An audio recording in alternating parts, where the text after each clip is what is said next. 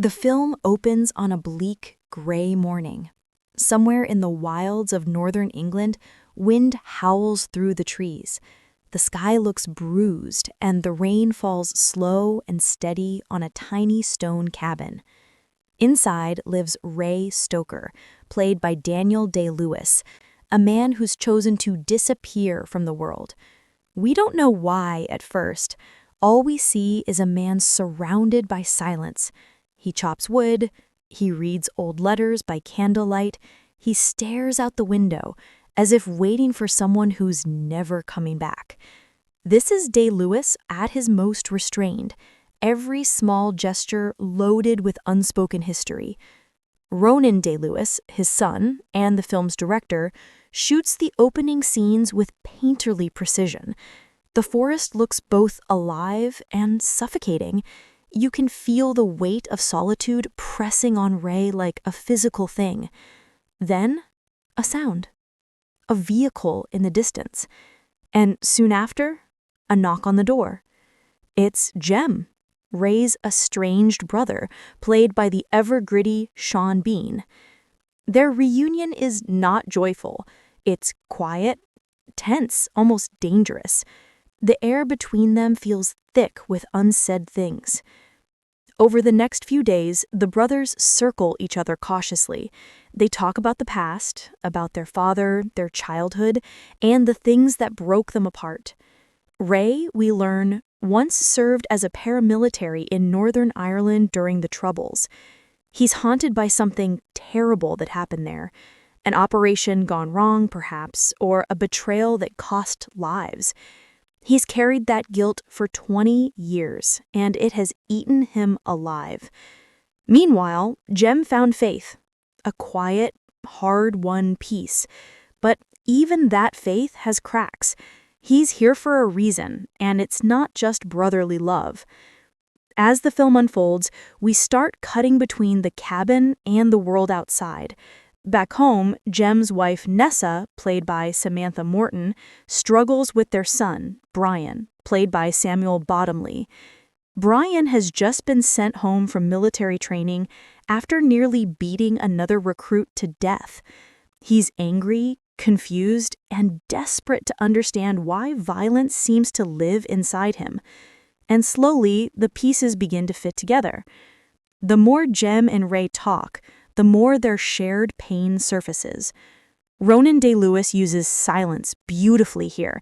The pauses between dialogue speak louder than the words themselves.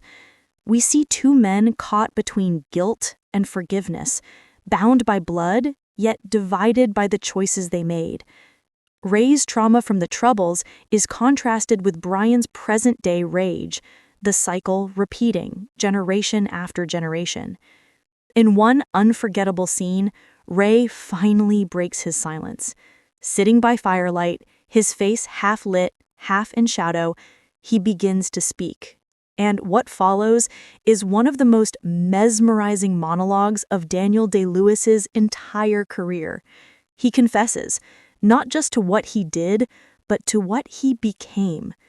His voice trembles, his eyes burn. It's raw, uncomfortable, human.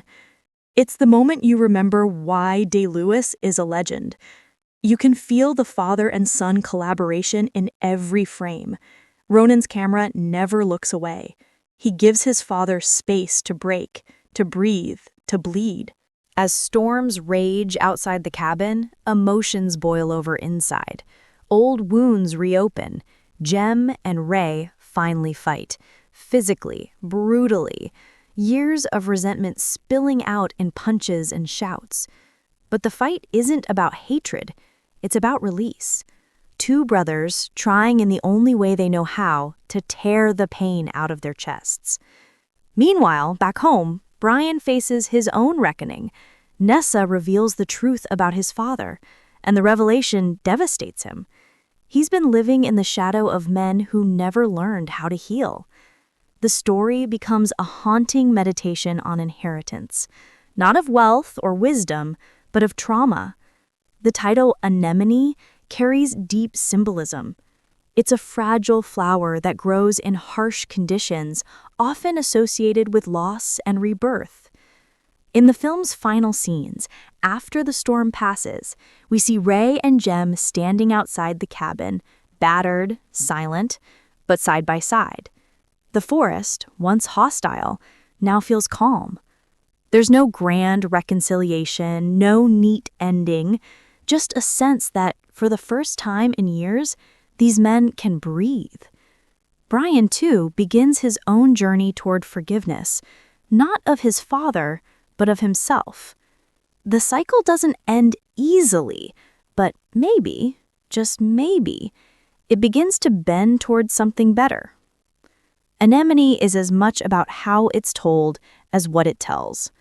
Ronan Day-Lewis and cinematographer Ben Fortisman fill every frame with emotional texture. The misty woods and dim candlelight mirror Ray's isolation. The sound of rain becomes a constant heartbeat, nature mourning with him. And the haunting score, blending strings with distant industrial echoes, feels like a memory you can't forget.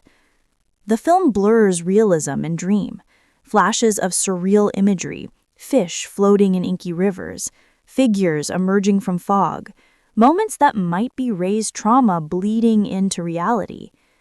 It's slow, heavy, and unapologetically artful, but it's also deeply personal.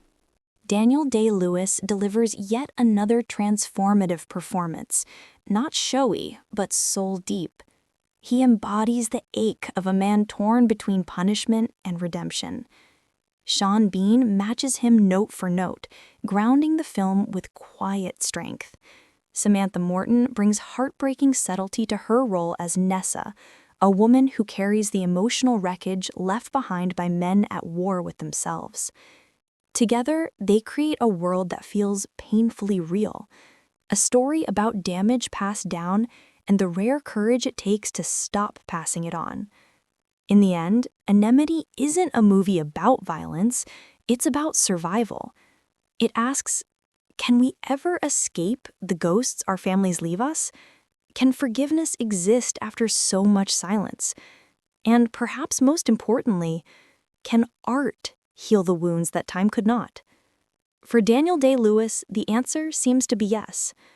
His collaboration with his son feels like a full-circle moment, the master handing down the craft, the son guiding the father back into the light. Anemone 2025 may be heavy, slow, and often heartbreaking, but it's also one of the most daring and emotionally honest films in years. It's not just a return for Daniel Day-Lewis. It's a reminder that some artists never really leave us. They just wait for the right story to come home to. So, what did you think of Anemone? Was it worth the wait for Daniel Day-Lewis's return? And what did you think of Ronan Day-Lewis's directing debut? Drop your thoughts in the comments below. I'd love to hear your take. If you enjoyed this deep dive and want more movie breakdowns and cinematic analysis, don't forget to like, subscribe, and hit the bell icon so you never miss an upload. Thanks for watching, and until next time, keep watching closely, because sometimes the quietest stories echo the loudest.